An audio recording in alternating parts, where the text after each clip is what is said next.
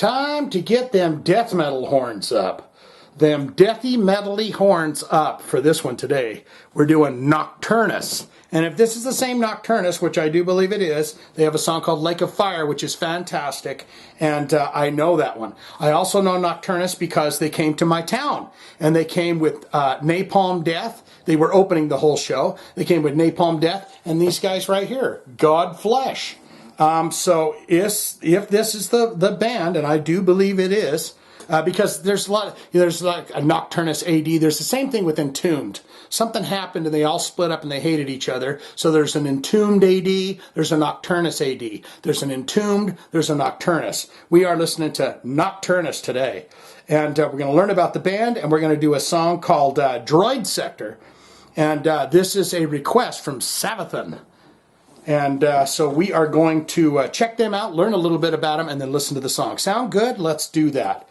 Nocturnus have 8,523 monthly listeners to the Spotify account. Yep. And the top 5 songs. The number 1 song, Lake of Fire, which is a barn burner and fantastic. That's got 259,000 plays. You got Standing in Blood, 93,000 plays. BCAD, 61,000 plays. Neolithic, 68,000 plays. Visions from Beyond the Grave, 68,000 plays. And it's from the album The Key, Droid Sector, is it? Yes, it is.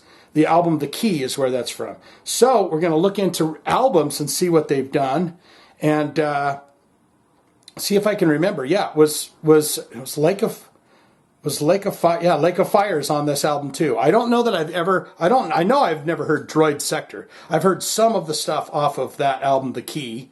That's their first album that came out in 1990. Then they've got the Key Full Dynamic Range, 1990. Then they got Thresholds, and that's 1992. Ethereal Tomb, 2000. The Nocturnus Demos, 2008. And The Science of Horror, 2017. So they're still going. If they put an album out in 2017, they're probably still at it.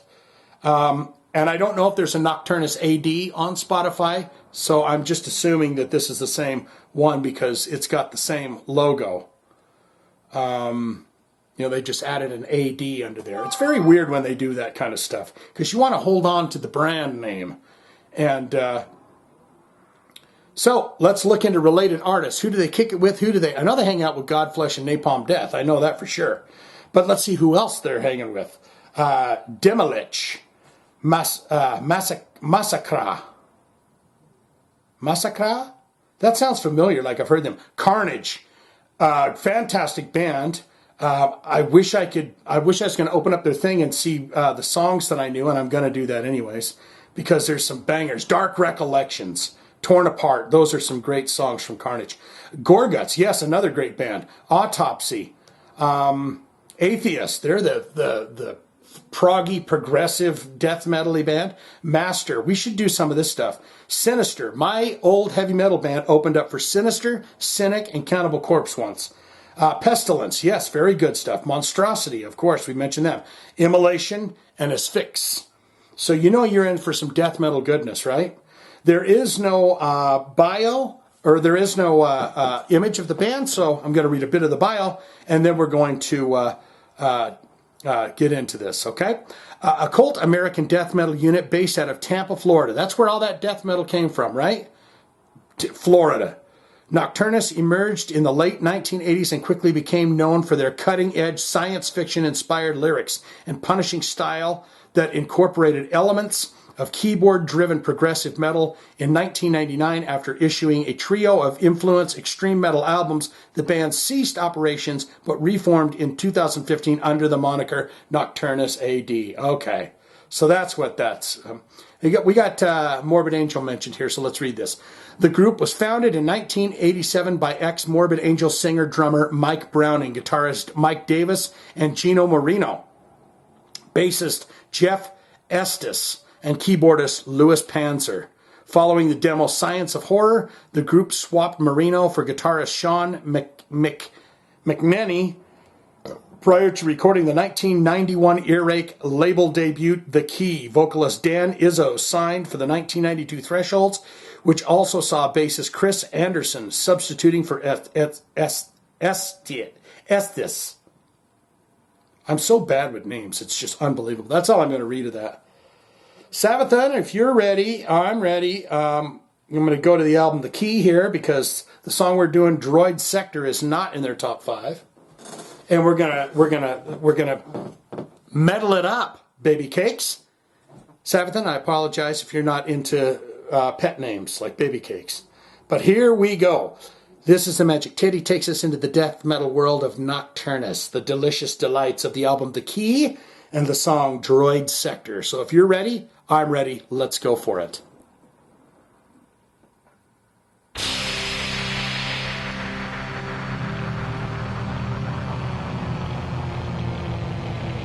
Vaguely remember these guys from back in the long-timey days ago.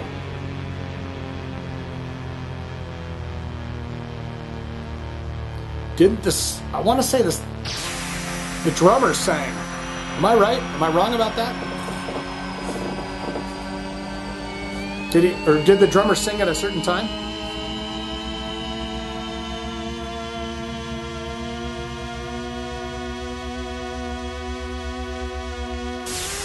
It really is the Droid Sector.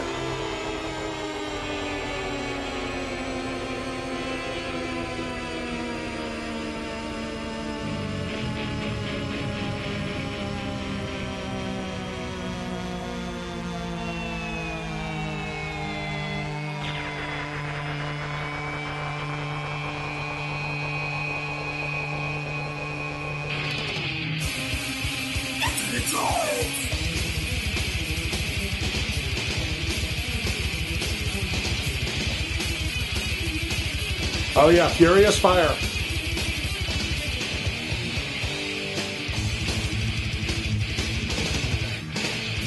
I want to say this gave a rise to a lot of the bands who are getting really technical because of these guys. Yes? No? I'm wrong?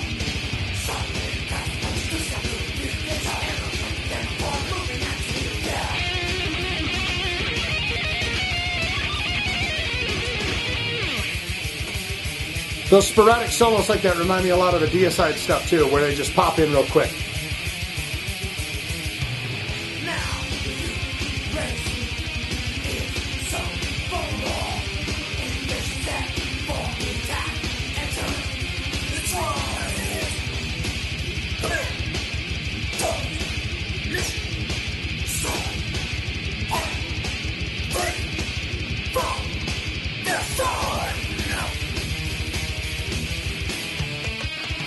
Yeah, I remember this guy had some high tone too.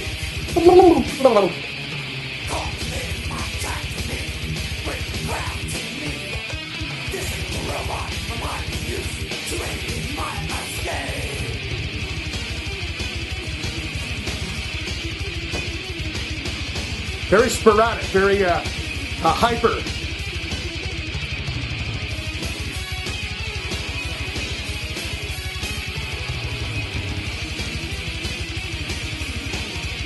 I'd love to hear more of that bass.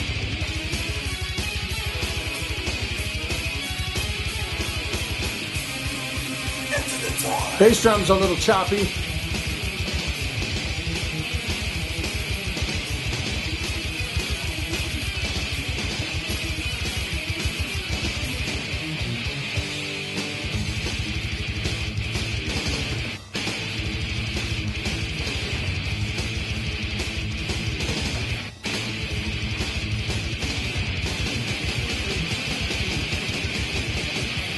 Is this where progressive death metal, is this like pioneering heroes?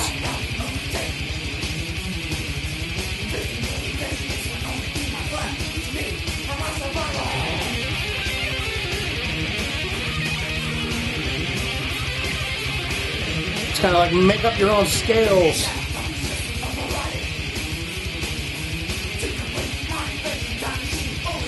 It's almost like the vocal needs a little something on it too.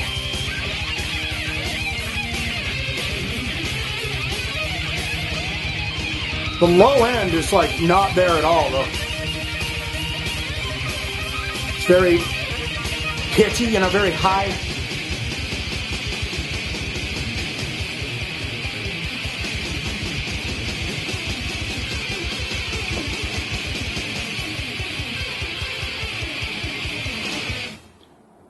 I'd be curious to know if these guys are like the pioneers of people that go like the deathcore stuff. Like they look at Destroying the Manager. Oh yeah, so this whole album was basically kind of sci-fi-ish, huh? I might have to go back and listen to this. It says September 1st, 1990 is when that album came out. But they're very sporadic and very all over the place with the speed and the skill and everything else. And I would be curious to know if they are kind of a pioneer of the deathcore or the progressive death metal scene. Does that make any sense? Am I an idiot? I don't know what I'm talking about here. I would have loved to have had some low end on that. That whole thing just seems in the high pitch register and fast and furious and just kind of almost, do I want to say sloppy? I don't know. What say you? Put it in the comments below. Shane, I love Nocturnus. I've seen them live. I think they're fantastic. They're one of the greatest technical thrash death metal bands ever on this planet. And I love everything about them, and yummy. Or not good, not great, a bit sloppy. Recording was a bit loose.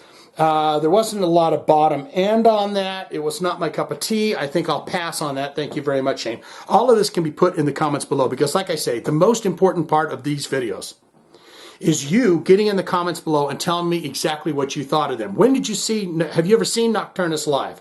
What's your favorite album from them? What's your favorite songs? Experiences you've had with the music. That is the most important part of the video, okay? So if you could do that, that would be a wing-dinging great time. If you have a hard rock, a heavy metal, a death metal, a thrashy request, you want to see it on this channel, you want to shout out in the video, click the link below. You donate a few dollars to the channel. We'll get it on in your honor with a thumbsy-upsy to you, okay? That's all I've got for this. Take good care of yourself, people. Take damn good care of yourself, okay? Nocturnus.